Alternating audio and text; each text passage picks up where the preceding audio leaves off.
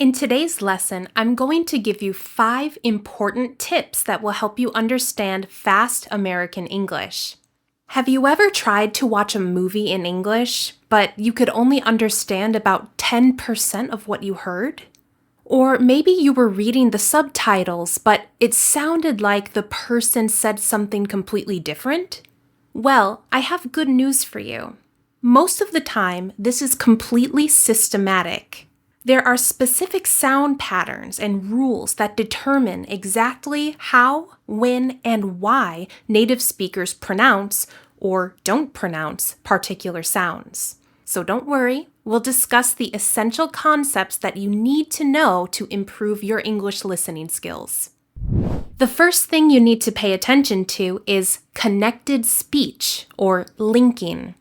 In many languages, native speakers connect words when speaking naturally.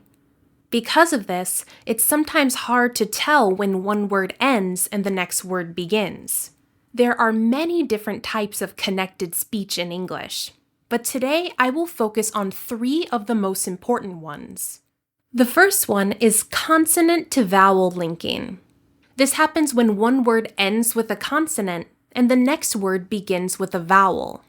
For example, would anyone becomes would anyone, would anyone. Like a, like a, like a. Cup of, cup of, cup of. Would anyone like a cup of coffee? Look at this common English proverb. You know how they say an apple a day keeps a doctor away? An apple a day keeps a doctor away? An apple a day. This type of linking is really common with phrasal verbs because many particles begin with a vowel sound. So look up becomes look up. Put on becomes put on. The next type of linking is consonant to consonant linking. This happens when a word ends with a consonant and the next word begins with the same consonant sound. So the end result is that you only pronounce the consonant sound once, and you hold that sound a little longer. I only drink black coffee. Not black coffee, but black coffee. The party is this Saturday. This Saturday. Thank you very much. Have a good day. Have a good day. Good day. The next type of linking is assimilation. And this is when 2 sounds come together to create a new sound. This usually happens when a word ends with a T or a D sound, and the next word begins with a Y sound. The end result is something that sounds like ch as in choose or j as in judge. It's nice to meet you in person. Nice to meet you. Nice to meet you. Would you like some help? Would you like some help? Would you like? This is only a small taste of the types of connected speech in English. Start with these, and I promise you will notice a big difference in your listening skills. Tip number 2 is to learn to identify word stress. When a word is pronounced, it's naturally divided into parts. These parts are called syllables. A syllable is a part of a word that contains a single vowel sound. Anytime a word has 2 or more syllables, one syllable must be stressed. Generally, a stressed syllable is easier to hear because it's longer, louder, and higher in pitch. That means your voice goes up. Examples of words with 2 syllables are many, special, and arrive. 3-syllable words are yesterday, develop, and volunteer. And the words additional, congratulations, and incomprehensible have 4, 5, and 6 syllables, respectively. Syllables are important because the vowel sound in unstressed syllables is often reduced. This is part of the reason why one vowel letter can represent many different sounds. For example, the letter A in after, age, and awesome are not the same as the words again, about, and agree. In the case of these words, this sound is called schwa. And if you want to understand and speak English naturally, then you need to master this sound. If a syllable is unstressed, there's a very high chance that the vowel will be reduced to schwa. In fact, it's the most frequent vowel in the English language. It's also important to know that related words can have different stressed syllables. Therefore, the vowel is pronounced differently. This is a photograph. The first syllable is stressed. There's a photograph of it. Photograph. But the job of a person who takes photographs professionally is a photographer. The second syllable is stressed. I met this girl, Agatha, who's a photographer. Photographer. So the first O changes from O to and the second O changes from to A. But wait, why is the letter T pronounced differently in each word? Photograph versus photographer. Well, let's talk about that next. Uh-oh. Now what? The letter T is so important that it gets its own section in this video. This is because there are so many ways to pronounce it, or not pronounce it. In American English, the pure T pronunciation is found at the beginning of a word, like time and table, and at the beginning of a stressed syllable, like eternal and attention. Next, when a T is between two vowel sounds in an unstressed syllable, the pronunciation changes. It sounds like a soft D. In linguistics, this is called a flap sound. So your tongue touches the top of your mouth very quickly and then comes back down. Many languages have a similar sound, but it may be represented by different letters. For example, if your native language is Spanish, this is similar to the sound in words like para. Listen to the pronunciation of these words. City, better, visitor, hospital, waited, pudding. This not only happens in one word, but also between words. To have someone else say, wait a minute, that's not right. Wait a minute, wait a minute. And clean it up and put it away, and put it away, and put it away. Here's a great tip to use to tell the difference between numbers. In numbers that end with teen, the last syllable is stressed, so the T has a strong pronunciation. 13, 14, 15, etc. Now look at these numbers. 30, 40, 50. Here, the last syllable is not stressed, so the T sounds like a soft D. Next, native speakers typically pronounce a stopped T at the end of a sentence or before another word that begins with a consonant sound. Unlike a pure T, you do not push any air. This results in something that has a slightly shorter vowel sound. Let's compare the words weigh and weight. The vowel in weigh is a little longer than the word weight. Another example is my and might, know and note. I didn't print the receipt for the plant that we bought. I didn't print the receipt for the plant that we bought.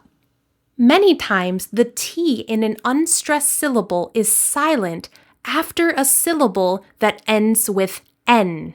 So many Americans pronounce the words international and internet like the word inner. International norms and rules, international. The internet and all these tools, the internet. This also happens with the American pronunciation of the number 20. 21st century, 21st. 2020 was a year of challenges. 2020. Note that this can also happen between word boundaries. Do you want anything to eat? Want anything. Want anything. Paint a picture. Paina. Paina. Tip number 4 is to learn contractions and reductions. A contraction is a short form of a word, or a group of words, that is made by removing a sound or a letter. In English, we indicate a contraction by using an apostrophe where the sound has been removed. We say contractions all the time, and we use contractions in informal writing. However, if you're preparing for an exam like the IELTS or TOEFL, you can speak with contractions, but do not use contractions in your writing. There are so many contractions in English, but today, let's focus on be, do, and can. For the verb be, I am becomes I'm. You are becomes your. It sounds like your. He is, he's with a Z sound. She is, she's. It is, it's. Very short. We are, we're. They are, they're. It has the same pronunciation as there and there. Do becomes a contraction in the negative form. Do not becomes don't, except if the subject is third person singular. I don't, you don't, but he doesn't, she doesn't, and it doesn't. Can becomes can't in the negative form for all subjects. I can't, he can't, they can't. Easy, right? A common question that I receive is, how do you tell the difference between can and can't in spoken English? Well, there's something else that will help you, but we need to understand one more important concept before I can answer that question. So keep watching until the end. Remember that contractions are not casual or lazy, they are essential. There are a few other words that we haven't talked about yet, and they're called reductions. Reductions are casual and only used in spoken English. However, native speakers will sometimes use these reductions when they send a casual text message, or maybe you'll see them in the lyrics of a song. For example, going to becomes gonna. I'm not asking what are you gonna do, but who are you gonna be? Who are you gonna be? I'm gonna make a lot of money. I'm gonna make. Want to becomes wanna. More importantly, I want to talk about how you can use, I want to talk about. I want to give you a special invitation. I want to give you. Have got is reduced to got in very casual American English. So got to is reduced even more to gotta. I said, I gotta go back in tonight. I gotta go back in. If you want to get better, you gotta practice. Sometimes words sound very clear when they're pronounced individually. But when they're in a sentence, the pronunciation can change completely. This brings me to tip number 5. Learn the difference between the strong form and the weak form of a word. So what does that mean? Well, this concept is something that only exists in certain types of languages. Most languages in the world belong to one of these categories: syllable-timed languages or stress-timed languages. In syllable-timed languages, the duration of each syllable is about the same amount of time. These languages can have stressed syllables, but it doesn't change the pronunciation of the vowel sounds. Remember earlier we talked about the difference between photograph and photographer? Well, in Spanish, those words are fotografía and fotógrafo. However, unlike English, the vowel sounds are never reduced. A is always pronounced as A. O is always O. Never ah or oo. So, in general, syllable-timed languages like these do not have reduced vowels. It makes so much sense. Why can't English be like that? Well, that's because English belongs to the other group, stress-timed languages. In English, we use the stressed syllables to create a rhythm. The time between one stressed syllable and the next stressed syllable is approximately the same. As a result, not all syllables have the same duration. If you've ever studied music, then this will make sense. I want you to imagine a song that has 4 beats per measure. 1, 2, 3, 4. The amount of time between each number is exactly the same. If you need to fit more notes in one measure, you have to reduce the duration of the individual notes. So, in spoken English and in other stress-timed languages like these, how do we do this? Well, we shorten the unstressed syllables. And as a result, sometimes we have to reduce vowel sounds to make it easier to speak quickly and maintain the natural rhythm of English. This happens at the level of word stress, like we talked about earlier, but most importantly, this also happens at the level of sentence stress. Let's look at an example. The words in yellow are stressed. Dogs eat food. The dogs eat food. The dogs were eating their food. The dogs will be eating their food. In each sentence, we keep the same timing from one stressed syllable to the next. So how do we know which words should be stressed or unstressed in a sentence? Well, there are 2 types of words: content words, which are stressed, and function words, which are unstressed. Content words are generally longer, louder, and higher in pitch.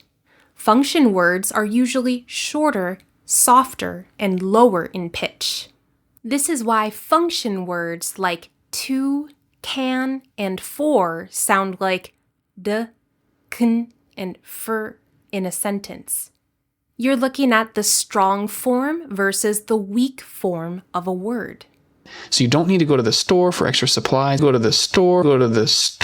You can stain it, you can paint it, you can do anything you want. You can stain it.